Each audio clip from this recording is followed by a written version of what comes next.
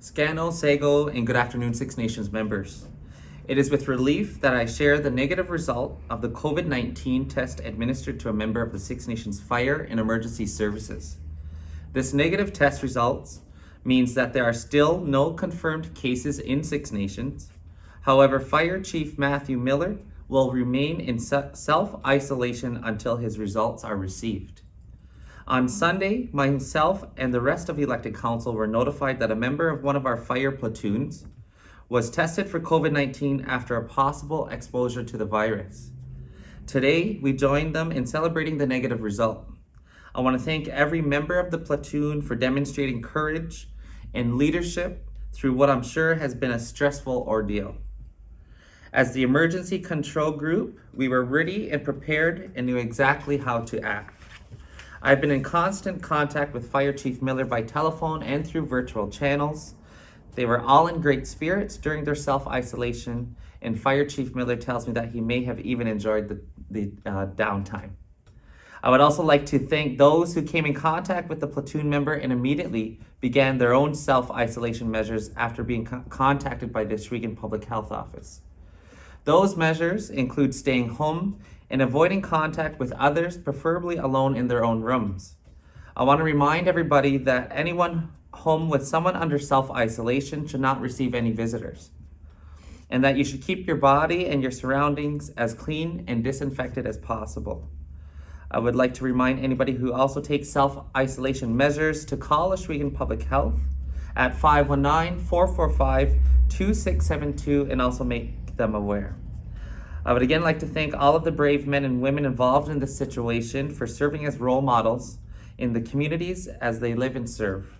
Fire and emergency services are not impacted, with two full platoons still active and prepared to go, as well as the returning of the isolated platoon as a result of the negative test. Service providers from neighboring communities have also agreed to help Six Nations if we need them, demonstrating that this is truly a community effort. The test results for Chief Miller are expected within this week. If negative, our Chief Matthew Miller will return to work. If positive, he will continue self-isolation for at least 14 days and monitor himself for any symptoms. It takes a minimum of 14 days for your body to fight the virus, and anyone who develops symptoms such as a cough, a fever, or difficulty breathing, again, we stress the importance to call Oswego Public Health. We thank everybody for their cooperation and patience as the situations unfolds. And again, we have a plan in place, and we have been following that plan to continue protecting our community. I also want to just touch on a little bit of the communication piece. We have developed our first issue of our newsletter that pertains all important information related to COVID-19 that has been and will be delivered. If you haven't received it to your household as of yet, it will be coming this week.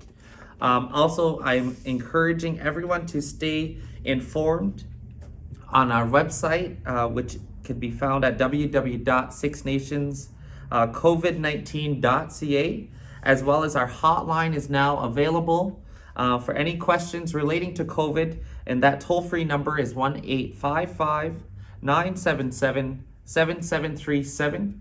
I also again want to assure you that we are taking every possible measures in terms of communications, as we realize that not everybody has social media or has access to internet or computers.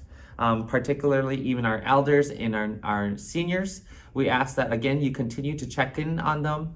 Any families and friends, if you could continue to look to our neighbors, again, because we need to have all community involved in order to see and get the messaging most accurately and in a timely manner.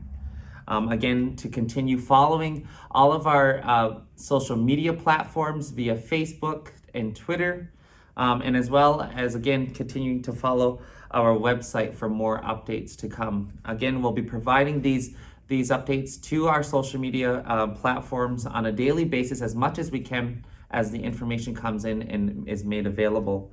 I also want to just reiterate our CKRZ radio show this afternoon that is available on their podcast, as well as I will be providing a radio update this Friday with all necessary decisions that have made on behalf of council in regards to water, sewage, housing loans, rent.